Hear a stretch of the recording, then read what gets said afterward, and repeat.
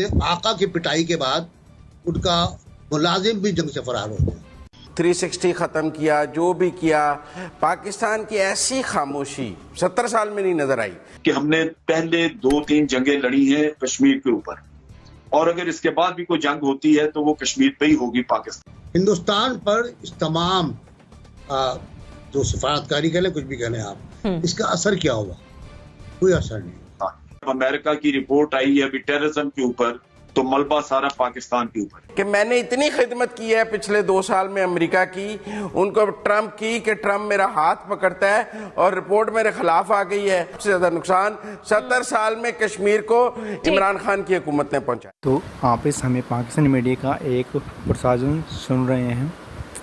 आज की वीडियो में ये बात करने वाले हैं कि जैसे आपको पता है कि चीन भारत से हार मानकर अपनी सीमा में लौट गया है, इसी ओर से पाकिस्तान ये सोच रहा था कि कश्मीर को आज़ाद कराने में अमेरिका हमारा साथ देगा, लेकिन ऐसा नहीं है।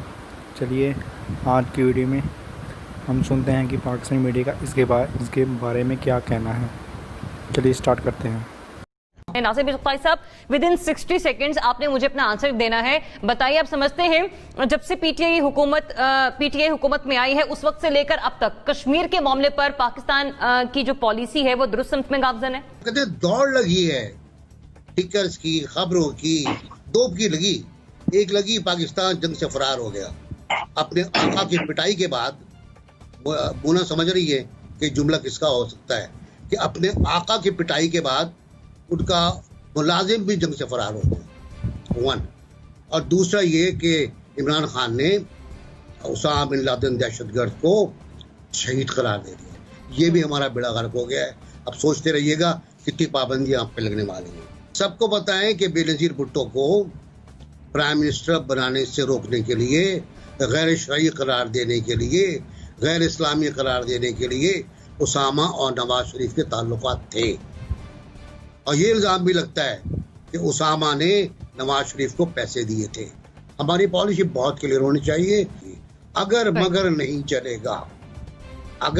चलेगा, या हम कश्मीर से दस्तबरदार हो जाए। तो तारीख बहुत तल्ख है, तारीख बहुत जालिम होती है। तारीख अपने आप को महफूज रखती है, बचा के रखती है। जनरल साहब जानते हैं। ठीक है, सुन लिया। यहाँ पे जरिया पे कमेंट मैं 61 सेकंड्स में बताता हूँ तुम्हें कि बिल्कुल पॉलिसी हमारी कमजोर है, और मैं नहीं समझता कि इस पॉलिसी से कोई पॉजिटिव नतीजा आप हासिल कर सकते हैं। इस पॉलिसी में कोई फिनेस नहीं है। तो ये तो सूरत हाल जैसे जैसे बदलती है, लोग अपने स्टांस भी और चीजें बदलते रहते हैं। लेकिन कल के बारे में जो आपने बात की, देखिए बात यह है, मेरी स्टेटमेंट ये थी कि हमने पहले 2-3 जंगें लड़ी हैं कश्मीर के ऊपर, और अगर इसके बाद भी कोई जंग होती है तो वो कश्मीर पे ही होगी, पाकिस्तान। लेकिन ये मैंने साथ ये कहा था कि हालात हमारे बदल गए हैं, जहां पे हम इंटरनेशनली आज आइसोलेटेड हैं किसी हद तक। और वो आपने देख लिया कि जब अमेरिका की रिपोर्ट आई है अभी टेररिज्म के ऊपर, तो मलबा सारा पाकिस्तान के ऊपर, और पाकिस्तान को उसमें मुलव्वस किया जा रहा है कि आप टेररिज्म में उनको टेररिस्ट को सपोर्ट कर रहे हैं। ये वो चीज है जिसके लिए पहले मेहनत की जरूरत है कि आप अपनी क्रेडिबिलिटी दुरुस्त करें, जो हमारी फॉरेन पॉलिसी में नहीं हो रही।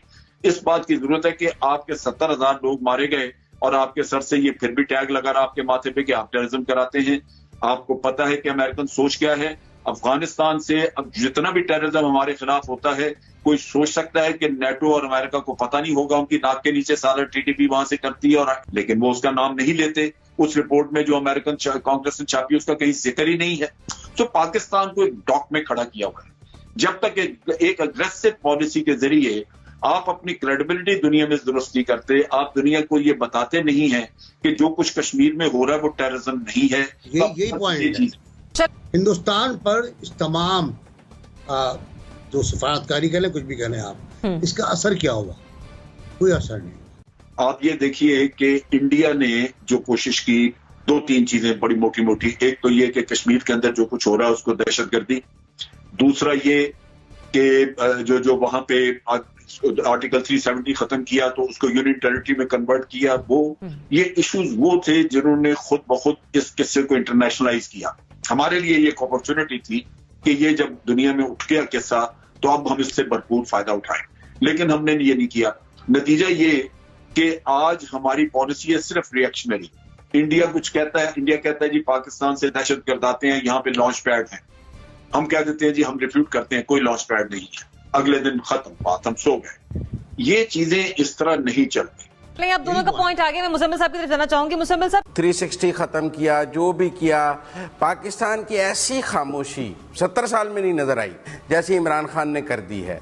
और कहा जाए कि सेल आउट किया है उन्होंने कश्मीर का मोदी के आगे, और ऐसा जैसे कि आज़ाद कश्मीर हम रख लें और मकबूजा कश्मीर वो रख लें, ये सोल्यूशन है। और इस सोल्यूशन पर मोदी और इमरान खान एग्री कर चुके हैं और वो आहिस्ता आहिस्ता माहौल को उस तरफ लेकर जा रहे हैं। कुछ तकरीर कर दी जाती हैं ताकि लोगों के जज्बात ठंडे रहें और वो कोई इतने गर्म ना हो सकें, वरना हाफिज सईद जेल में है और जो हमारे कश्मीर के लिए काम करने वाले लोग थे वो इस वक्त सारे जेलों में हैं। तो और हमारी कश्मीर पॉलिसी क्या हो सकती है इस वक्त जी, हमें समझ नहीं आ सकती। जिन लोगों ने कश्मीरियों के लिए जान दी, खून दी, उन्हें हमने जेलों में दहशतगर्द डिक्लेयर करके बंद कर दिया है, और हम मोदी की मदद क्या कर सकते हैं?